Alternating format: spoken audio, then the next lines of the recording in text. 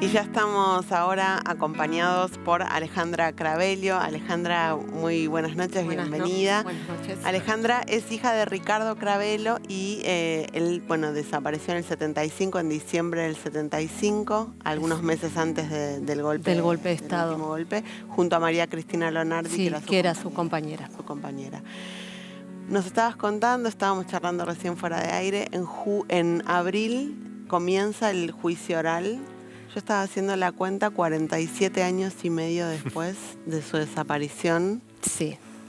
Parece demencial la cantidad. Sí. ¿Por qué tanto tiempo? Bueno, primero porque tuvo que terminar la dictadura, volver a la democracia. Claro. Después se perdió mucho tiempo, se perdieron 20 años con las leyes de impunidad y punto final, vivencia de vida. Y a partir de que se derogan las leyes, tampoco es que nada es mágico, ya lleva 20 años la derogación de las leyes, pero bueno, hay que instruirlos, se ha avanzado mucho, falta un montón para poder tener un juicio también, que los familiares tengamos de alguna manera alguna reparación.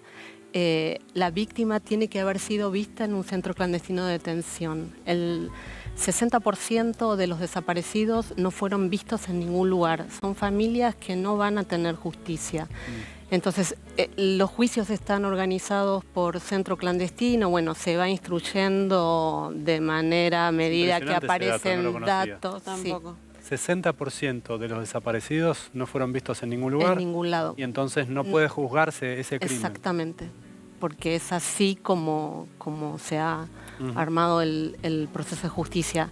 Mi papá y su compañera fueron llevados a un centro clandestino de detención que se llamó Puente 12, que empezó a funcionar muy tempranamente. En noviembre del 74 son los primeros casos que se conocen. Está en el límite entre Lomas y La Matanza, sobre Camino de Cintura.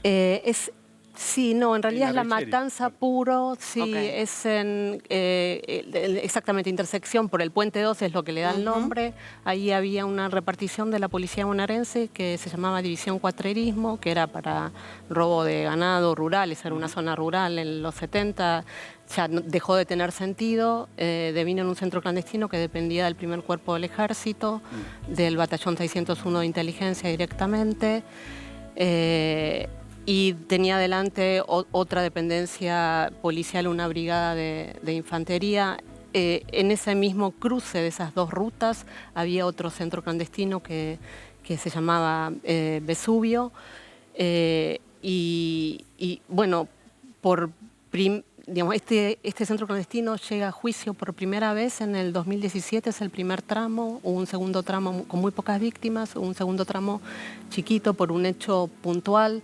De diciembre del 75 también, casos conexos al de mi papá y su compañera, pero que por estas cuestiones de la justicia no llegaron a juicio. Claro. Y recién ahora, en este tercer tramo que va a empezar ahora el 3 de abril, se va a juzgar todos los casos que se sabe al momento, desde noviembre del 74 hasta marzo del 77, en que funcionó el centro clandestino. Son 185 víctimas. Alejandra, bueno, son, me imagino, integrantes de la policía bonaerense. Ya funcionaba en ese momento la AAA, sí, que es responsable también de muchas desapariciones en la Argentina.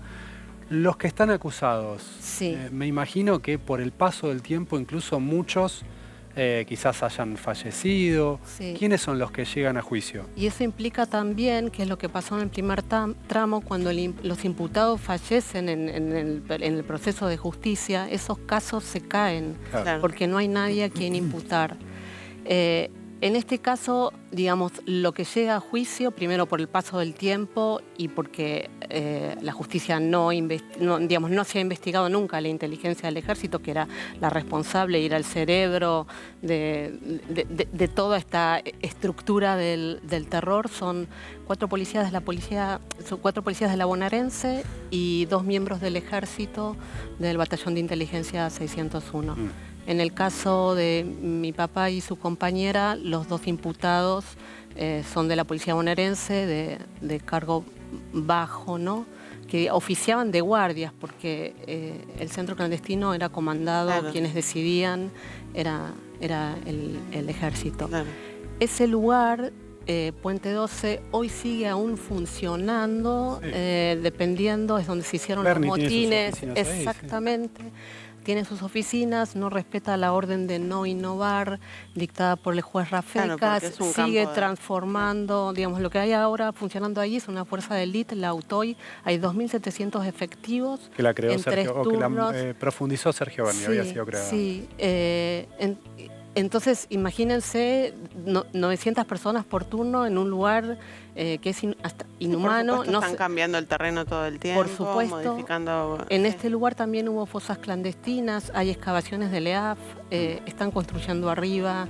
Bueno, lo venimos denunciando, pero bueno, es una decisión política la que hay que tomar para Pero que este lugar se desafecte. El juez Rafecas ordenó que no se modifique ese lugar. Desde el 2012 hay una orden de no innovar, porque además no lo ha terminado de explorar el equipo de argentino de antropología forense. Es un desastre. La verdad que no se entiende. Sí. No, claramente. Vos tenías 9 años cuando desapareció tu papá.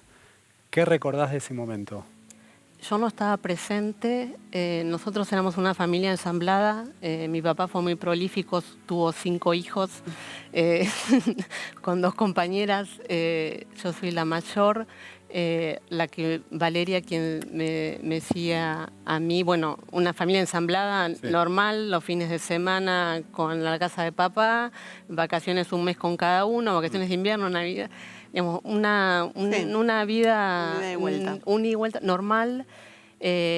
Habían terminado las clases, nosotros habíamos ido a pasar ese fin de semana a la casa de papá y Nenina con mis otros 3 hermanos menores. Era un feriado, 8 de diciembre, y bueno, pasamos el fin de semana y esa mañana mi papá nos llevó de vuelta a la casa de mamá y el operativo del secuestro fue por la noche.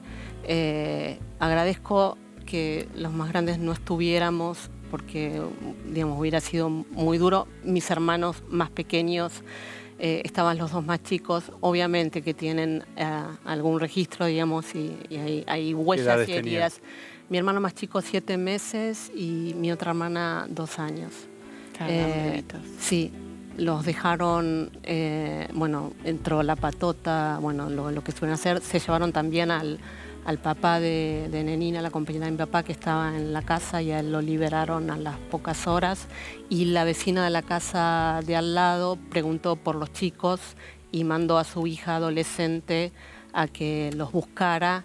Entonces quedaron en la casa de la vecina y bueno, cuando lo liberaron a Emilio a la mañana siguiente fue que recogió a los chicos. Y por muchos años no supimos nada, absolutamente nada, de bueno, qué habían hecho con ellos, a dónde los habían llevado. Por muchos años, hasta hace 7 años, siempre creímos que los habían llevado a Campo de Mayo, ¿no? Había similitudes. Y lo que pasó hace 7 años son esas casualidades de la vida, por una amiga de mi hermano, compañera de teatro, que es abogada y trabaja en el Ministerio Público Fiscal, leyendo unos testimonios. Aparece nombrado. Dice, hay un sobreviviente que está nombrando a tu papá que estuvo en Puente 12. Me pones la piel de gallina. Impresionante, ¿no? Y así pudieron... Y así, sí. Y bueno, y así poder enterarnos, es durísimo, ¿no? Pero claro, bueno, de lo que había sucedido realmente, lo que habíamos creído por años, no había sido así. Y bueno, y empezar a investigar, a averiguar, a tratar de saber. ¿En algún punto es reparador que vaya a empezar el juicio oral?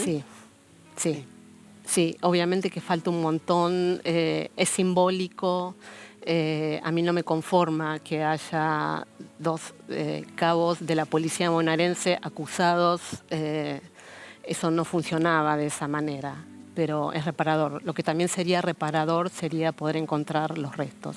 Claro. O sea, que, digamos, hay un pacto de silencio, no tienen la dignidad de decir qué hicieron con ellos. O sea, un lugar donde poder llevar una flor, no sé, es como una dignidad mínima que no, o sea, ellos tienen la justicia que no tuvieron los nuestros. Te hago la última, lo más corto que puedas. ¿Qué sentís cuando escuchás dirigentes políticos que discuten el número de desaparecidos? Primero me indigna, después pasa a ser, o sea, es grave, es un negacionismo. Hay nuevas generaciones que no tienen idea de lo que pasa en este país, que ni siquiera vivieron la crisis del 2001. Entonces esos discursos después terminan en que se viole el pacto político con el que se construyó esta democracia, que es que con violencia no se resuelve nada. Claro. Y bueno, eso es un caldo de cultivo, ¿no?